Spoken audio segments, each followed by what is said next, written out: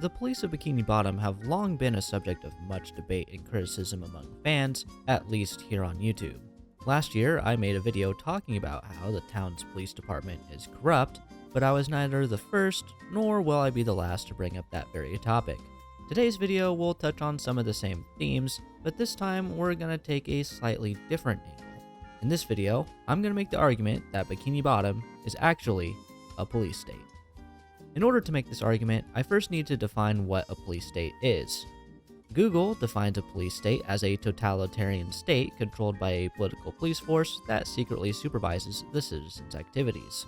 So basically, it is a state run by a dictator who uses a police force that is politically aligned with the dictator's policies to spy on their own citizens, largely for the purpose of preventing rebellions. This may sound like a bit of a stretch for Bikini Bottom, but there is a shocking amount of evidence that points to this being a very real possibility. Furthermore, I will say that while the technical definition of a police state seems rather black and white, in the real world the line between excessive policing and an outright police state is often blurred. With that being said, let's start exposing Bikini Bottom's police by taking a look at how often we see police on the show in the first place. After all, SpongeBob being a kid's show, you wouldn't really expect to see cops around very often, right? Wrong! In fact, it took just 7 episodes into the show's existence for us to get our first introduction to the Bikini Bottom Police Department in the episode Hall Monitor. Of course, this episode has the iconic scene of those 2 cops showing Patrick a picture of the maniac, but what I want to focus on here is the end of the episode when SpongeBob is surrounded by cops. Do you know how many cops there are in this scene? Probably not. But you will now because I counted them and it's 61. 61 police to arrest one unarmed sponge seems a bit excessive, don't you think? This is actually quite an extraordinary number when you consider the fact that Bikini Bottom supposedly only has a population of 538 people. Granted, that number tends to fluctuate a lot depending on the episode, but if that number is to be believed, that would mean more than 1 in 10 Bikini Bottomites is a police officer. And that's assuming that every officer in the town showed up in this scene, which doesn't seem to be the case based on the fact that we don't see any canine or SWAT units, but we'll touch more on that later. That being said, having an excessively large police force in itself does not prove anything. Just because a particular state has a lot of cops doesn't mean it is a police state. However, having such a large police force does make it easier to create and maintain a police state for a couple of key reasons. First, having such a large percentage of the population being cops makes it very easy to keep an eye on the population. And as I mentioned earlier, one of the key tenets of a police state is that the police are used to spy on the population. Likewise, having so many cops would also make it particularly easy to put down protests or rebellions, another key aspect of a police state. This brings me to my next point, which is in regards to the Bikini Bottom Police Force's range of equipment. As we know, weapons aren't really a thing in SpongeBob outside of a few rare instances, such as the armory at Atlantis. Despite this fact, BBPD has quite a lot of tools that one would think wouldn't really be necessary in a community with no weapons. For example, they have SWAT teams, which have their own range of heavy equipment, such as the helicopter we see in the episode Fungus Among Us. We also see one of the SWAT members in that helicopter is armed with a battering ram, and another has a harpoon gun.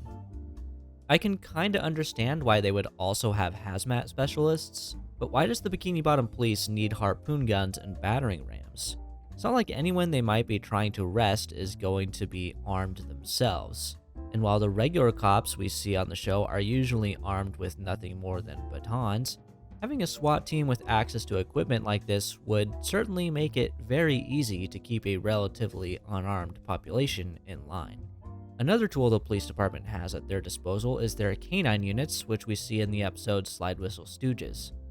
In real life, canine units are most commonly associated with drug enforcement as they can sniff substances out extremely well. But drugs don't really seem to be a thing in Bikini Bottom unless you count Krabby Patties, so I'm not sure why the police need them. Unless Their sole purpose is to scare people into falling in line, and it seems like that might actually be the case. Right before the K9 unit appears on the screen, we see this scene with two cops calling in backup when they see the angry mob following Squidward around. And one of the cops specifically calls for the K9s to respond to a full-blown riot. To me, this response seems a bit excessive, especially considering that the cops seem to be prepared to have the Worms attack the crowd if they had to. Speaking of excessive, that leads me to my next point, which has to do with excessive ticketing, specifically for littering. We see this happen all the time on the show to the point where it's basically a running gag. While this isn't inherently an indicator of a police state, I think it does show how the town is over-policed in general. And this goes back to my point about how many cops there are in Bikini Bottom.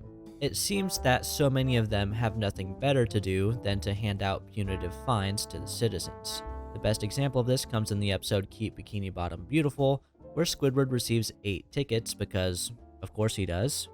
Might as well use him as the punching bag again, right? And it's not just the fact that he got these tickets either, it's how he got them. The first one was for a piece of gum that someone else left on the road. The second one was for a tissue Squilly and Fancyson threw on the ground, while Squidward was literally picking up garbage, fulfilling his community service requirement given to him from the first ticket. Later on, he gets another ticket just for letting a previous ticket fall to the ground after the cop sticks it to his face. The point is, Squidward didn't really deserve most of the tickets he got in the episode, or really any of them. I mean, it's basically a Squidward torture porn episode. But all of this is to say that the Bikini Bottom Police Department is extremely heavy-handed when it comes to ticketing, especially in regards to littering, and this episode is far from the only example of that. Another great example comes in the episode Driven to Tears, which is a terrible episode, by the way, but we can talk about that in a future video. Actually, in this one, the cops take things multiple steps further as SpongeBob is straight up arrested for littering. He gets sentenced to 90 days in jail for it, which is beyond ridiculous. It almost seems like the police department is just looking for excuses to put people in jail. This is a common situation in real-world police states, although admittedly, this tactic is typically used to jail political enemies rather than random citizens. I suppose this could also be used as evidence that Bikini Bottom has a prison industrial complex, but again, that's a topic for a future video. Next, let's talk about Inferno Island. Inferno Island is a maximum security prison that appears in the Season 5 episode Inmates of Summer when SpongeBob and Patrick accidentally board a prison ship. And fun fact, according to the SpongeBob Wiki, Inferno Island is based on Alcatraz, an infamous prison set on an island in the San Francisco Bay. Over the years, Alcatraz held some of the most notorious criminals in the United States, including Al Capone and Machine Gun Kelly. Also, Alcatraz was originally built as a fort during the American Civil War, protecting the Bay Area from a potential assault from the Confederate Navy.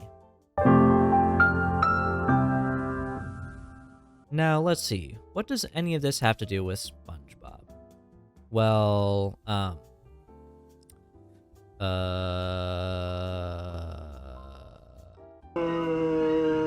Anyways, history lessons aside, the mere existence of Inferno Island is questionable to say the least. It's not like Bikini Bottom is swarming with violent criminals and gangs.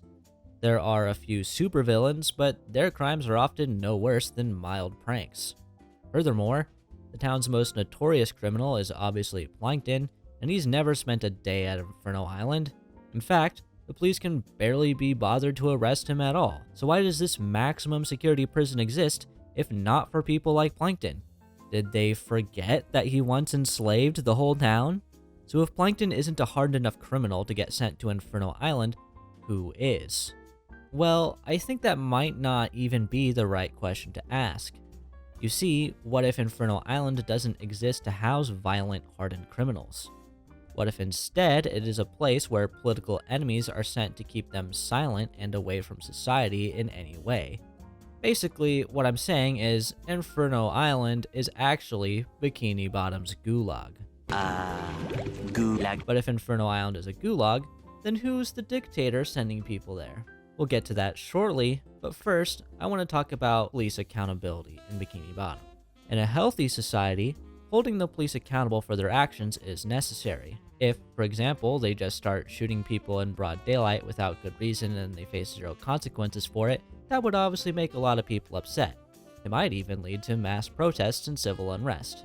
Luckily, in Bikini Bottom, the cops don't have guns, except for the harpoon guns the SWAT team sometimes brings out. And while the cops of Bikini Bottom aren't going around shooting people, they do get away with a lot of questionable stuff. Perhaps the best example of this comes in the episode Banned in Bikini Bottom. In this episode, as the name might suggest, Krabby Patties are banned in Bikini Bottom. Now, the police would have to have a good reason for this, right? Wrong! Like, surely Krabby Patties were presenting some kind of threat to the town, perhaps in the form of a public health crisis. Perhaps there was an outbreak of mad fish disease linked to the restaurant or something goofy like that. Except that didn't happen. Instead, a customer got triggered by SpongeBob having too much fun at work. Unbeknownst to SpongeBob and Mr. Krabs, this particular customer happened to be the wife of Bikini Bottom's chief of police, so she called him and had him shut down the Krusty Krab. First of all, this is an obvious abuse of power.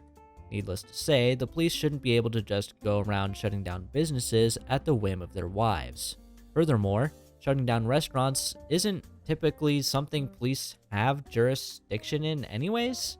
Like, that would usually go to specially trained and certified health inspectors, like, who are kind of experts at determining when a restaurant is unfit to continue operations.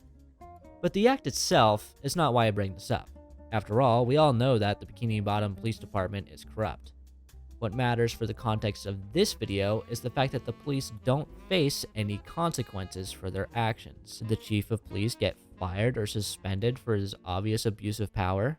No. Did the cops face any consequences when they wrongfully arrested Patrick in the smoking peanut? No. Did they face any consequences when they arrested SpongeBob for trying to break into his own house and party pooper pants? Try asking again. Did they face any consequences when they arrested SpongeBob for trying to break into his own house and party pooper pants? No. I think you get my point.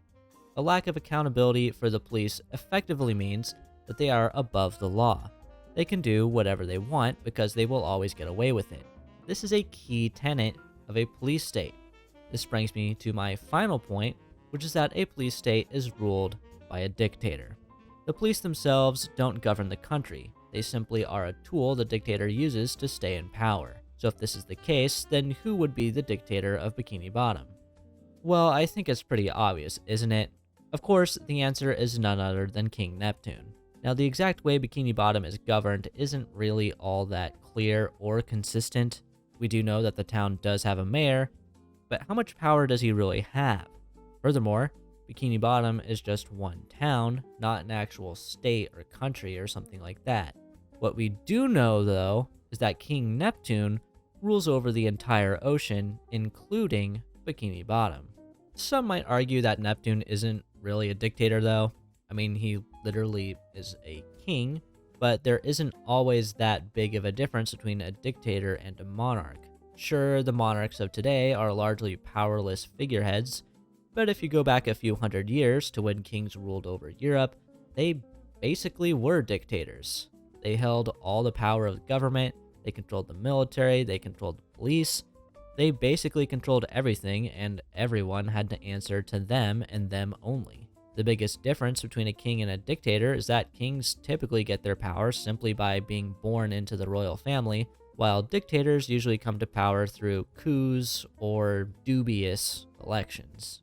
So yeah, Bikini Bottom is kind of a police state. There are way too many cops considering the population of the town. Those cops have way more military-style equipment than they need. There are maximum security prisons, seemingly for no good reason. The cops are never held accountable for their gross negligence or abuse of power, and King Neptune is pulling all the strings behind the scenes. But what do you think about this? Do you think Bikini Bottom is a police state? If you like this video, please do be sure to leave it a like. That would really help me out a lot. That being said, that is the end of this video. Thank you so much for watching. If you'd like to hear why I think Plankton is the most interesting character on the show, I'll leave that video on screen now for you to enjoy next. Take care, I'll catch you next time, and as always, never forget to be yourself.